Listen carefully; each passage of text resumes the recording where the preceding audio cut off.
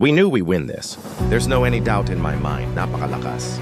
Namin kahit saan sangay ng gobyerno at wag na kayo magtangka maghabol kay Comelec Garcia. Tatawanan lang kayo ng NBI. Babasura lang sasampan nyo na. Kaso, we are stronger than you think.